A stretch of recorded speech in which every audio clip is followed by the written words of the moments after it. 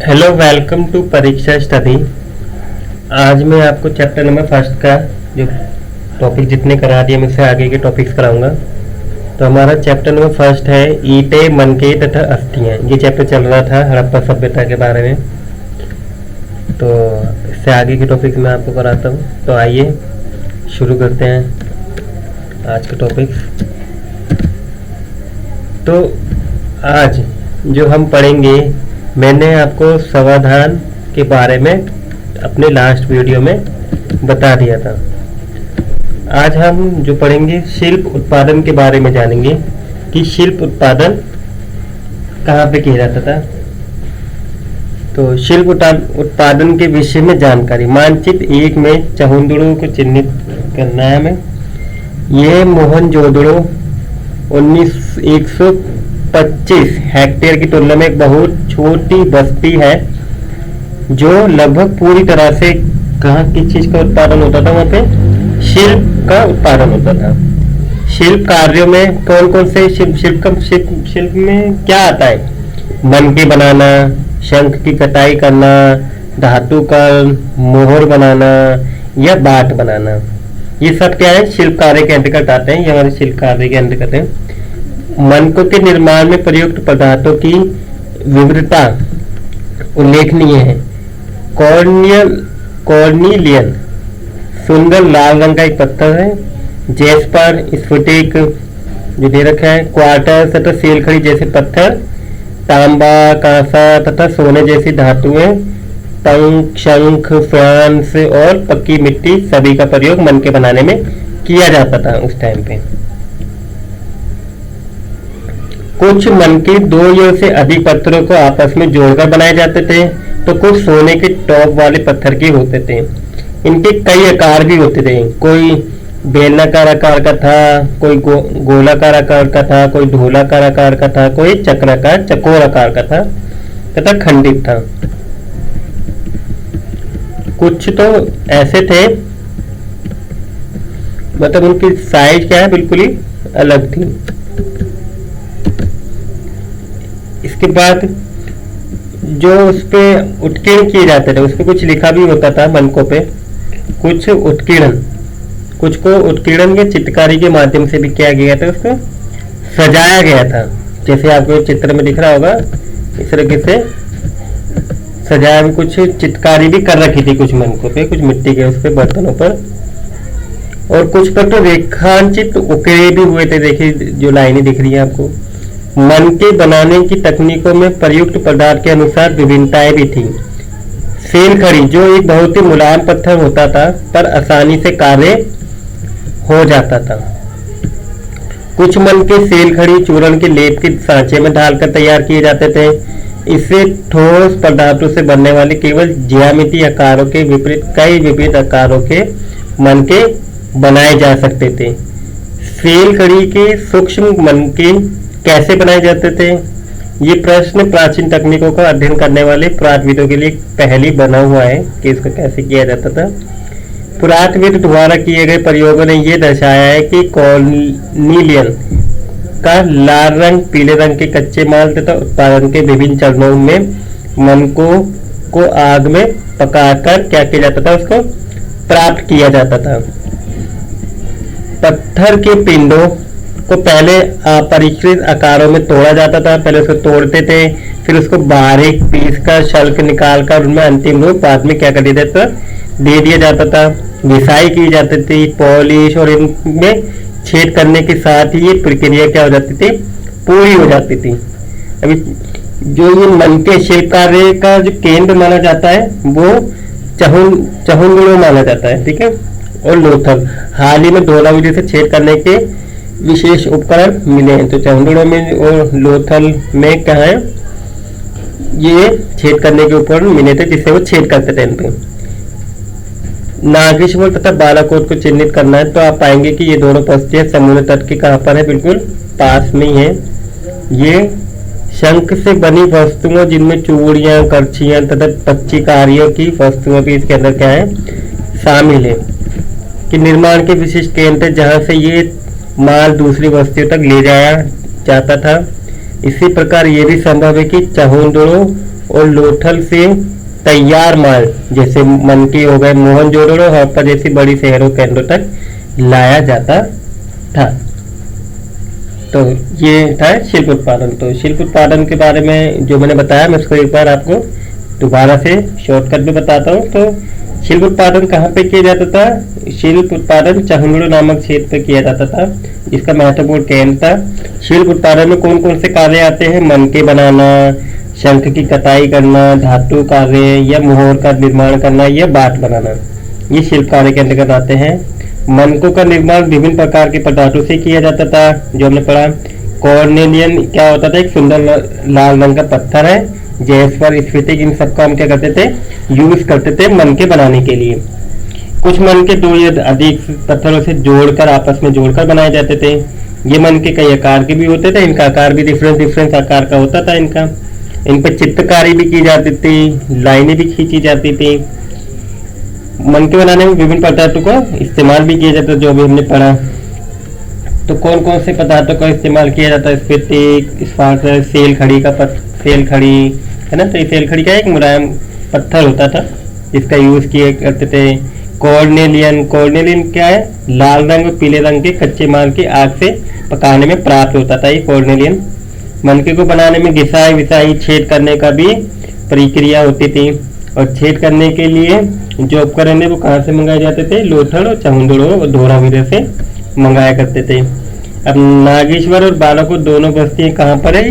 समुद्र के समीप के पास में, जो हमने पढ़ा। यहाँ शंख की वस्तु, चूड़ियाँ, कड़छियाँ, ये सब भी बनाई जाती थी, और यहाँ से वस्तुओं को दूसरी वस्तु तक ले जाया जाता था। अब इसके बाद जो हमारा ये नेक्स्ट टॉपिक है, उत्पादन केंद्रों की पहचान कैसे होती थी।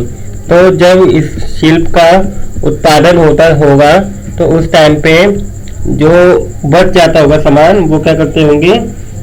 उनको वहीं पर फेंक के चले जाते होंगे। तो वो वहीं पर रह जाते होंगे, और वो वहीं पर पड़े हुए इतिहासकारों को मिल गए। तो जहाँ पे ये अधिक मात्रा में मिले, तो इतिहासकारों ने ये अंदाजा लगाया कि ये यहाँ पे क्या करते थे? इनका उत्पादन करते थे। ये उनका क्या था? उत्पादन केंद्र था। तो शिल्प उत्पादन के केंद्रों की पहचान के लिए पुरातत्व सामान्यतः निम्नलिखित को ढूंढते हैं: प्रस्तर पिंड, पूरे शंख तथा तांबा, अयस्क जैसा कच्चा माल, औजार, अपूर्ण वस्तुएं, त्याग दिया गया माल, कूड़ा करकट, जो भी उनका कूड़ा करकट होता था वो वहीं पे छोड़ के चले जाते थे। यहाँ तक कि कूड़ा करकट शिल्प कार्य के सबसे अच्छे संकेतकों में से एक था। उदाहरण के लिए मान लो, यदि वस्तु के निर्माण के लिए शंख अथवा पत्थर को काटा जाता होगा, तो इन पदार्थों के टुकड़े कूड़े के रूप में क्या कर देते होंगे? जहाँ पे वो उत्पादन करते थे, शिल्प उत्पादन का काम करते थे, वहीं पे फेंक देते होंगे। और कभी कभी बड़े आकार के टुकड़ों को छोटे आकार की वस्तु बनाने में भी यूज कर लिया करते होंगे, परंतु बहुत छोटे जो टुकड़े होते थे उनका यूज नहीं कर पाए होते होंगे, तो वो क्या करते थे? वहीं कार्यस्थल पर छोड़ देते होंगे। और तो ये टुकड़े इस ओर संकेत करते हैं कि छोटे विशेष केंद्रों के अत्यधिक मोहनजोदड़ो तथा हड़प्पा जैसे बड़े शहरों में भी क्या होता था? शिल्प उत्पादन का कार्य होता था। तो इस तरीके से शिल्प उत्पादन के केंद्रों की क्या की गई थी? पहचान की गई थी, क्योंकि वहां पे छोड़ गए थे, उनको मिले। इसके बाद हमारा नेक्स्ट है माल प्राप्त करने वाली संबंधी नीतियां। आपको ये दिख रहा है, ये जो डायग्राम है, तांबे और कांसे के बर्तन दिखाई दे रहे हैं, ठीक है। ये तांबे और कांसे के बर्तन का चित्र है। आपको इसका नाम याद हो, क्योंकि एग्जाम में ये पिक्चर्स के दे दी जाती है और फिर उनके नाम भी पूछा जाता है, इसलिए आपको बुक में, एनसीईआरटी की बुक में जितने भी डायग्राम दिखे उनके नाम भी बताओ। माल प्राप्त करने वाली संबंधी नीतियां, कौन कौन सी नीतियां थी उनके बारे में जानेंगे। जैसे कि स्पष्ट है कि शिल्प उत्पादन के लिए कई प्रकार के कच्चे माल का प्रयोग होता था। अब वो कच्चे माल के कहाँ से मिलता था? या तो स्थानीय स्तर से मिल जाता होगा, या फिर क्या होता होगा, उस कच्चे माल को कहीं दूर से भी लाया जाता होगा। हालांकि कुछ जैसे कि मिट्टी स्थानीय स्तर पर मिल जाती होंगी, और कुछ अन्य जैसे पत्थर, लकड़ी तथा धातु जलोढ़ मैदान से बाहर के क्षेत्रों से मंगाने पड़ते होंगे इनको। बैलगाड़ियों के मिट्टी से बने खिलौने के प्रतिरूप संकेत करते हैं कि ये सामान तथा लोगों के लिए स्थल मार्गों द्वारा परिवहन का एक महत्वपूर्ण साधन था। संभवतः सिंधु तथा इसकी उपनदियों के बगल में बने नदी मार्गों और साथ ही तटीय मार्गों का भी क्या करते थे, प्रयोग किया जाता था। ठीक है। अब जो ये मंगवाते थे माल, कहाँ से मंगवाते होंगे, तो उपमहाद्वीप या उससे आगे से कहीं से क्या करते होंगे, उस माल को मंगवाते होंगे। तो इसके बारे में जानेंगे हम। हड़प्पा वासी शिल्प उत्पादन हेतु माल प्राप्त करने के लिए कई तरीके अपनाते थे। उदाहरण के लिए उन्होंने नागेश्वर, बालाकोट में जहां शंख आसानी से मिल जाते थे, बस्तियां वहां पर क्या की गई, बस्तियां स्थापित की गई। ऐसे ही कुछ अन्य पूर्वस्थल थे। सुदूर अफगानिस्तान में शोटुगई था, जो क्या था, अत्यंत कीमती माने जाने वाले नीले रंग के पत्थर लाजवर मणि के सबसे अच्छे स्रोत के निकट स्थित थे। तथा लोथल जो कानिलिया गुजरात में भरूच में है, सेल खड़ी कहाँ पर, दक्षिणी राजस्थान तथा उत्तरी गुजरात से, और धातु कहाँ से मंगवा लिया करते थे, राजस्थान के वहां से मंगवा लिया करते थे। कच्चा माल प्राप्त करने की एक अन्य नीति थी। राजस्थान की खेतड़ी जगह है, अंचल तांबे के लिए मंगवाते थे तथा दक्षिणी भारत से सोने के लिए जैसे क्षेत्रों में अभियान भेजना। इन अभियानों के माध्यम से स्थानीय समुदाय के साथ संपर्क स्थापित किया जाता था। इन इलाकों में यदा कदा मिलने वाली हड़प्पाई पूरा वस्तुएं ऐसे संपर्कों को संकेतक है। खेतड़ी क्षेत्र में मिले साक्ष्य और पुरातत्वविदों ने गणेश्वर जोधपुरा संस्कृति का नाम दिया था इनको। इस संस्कृति के विशिष्ट मृदबान हड़प्पाई मृदबान के से क्या थे, भिन्न थे। यहाँ तांबे की वस्तु को असाधारण संपदा मिली थी। ऐसा संभव है कि इस क्षेत्र के निवासी हड़प्पा सभ्यता के लोगों को क्या करते होंगे, उनको तांबा भेजते होंगे। तो आपको ये मैप दिख रहा होगा, इसमें हमें क्या है, ये जो हमने लोथल के बारे में पढ़ा, तो आपका लोथल यहाँ पर है, सुट गोडार, इनके क्या है नाम याद हो, कहाँ पे कौन सा प्लेस है, मगान हो गया, जुलुमेन, और आपका हड़प्पा ये ना।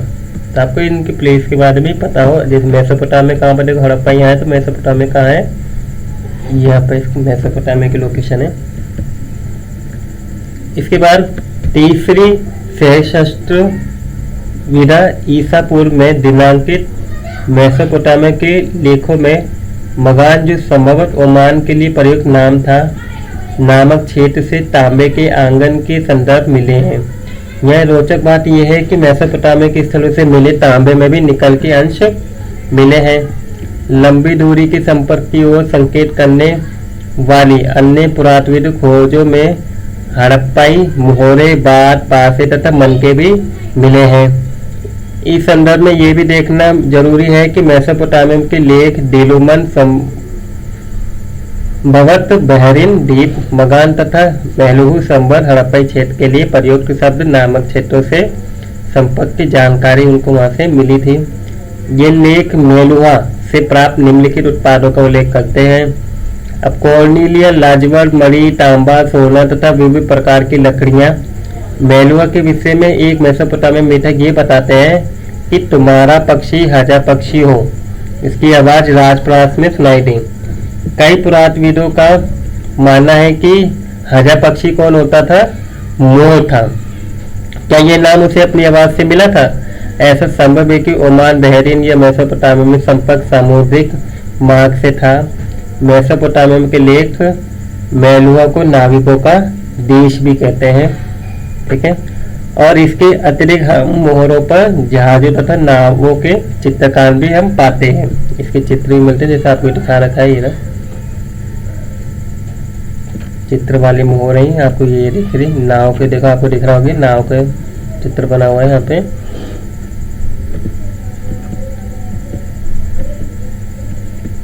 इसके बाद हमारा नेक्स्ट है मोहरें, लिपि तथा बाट।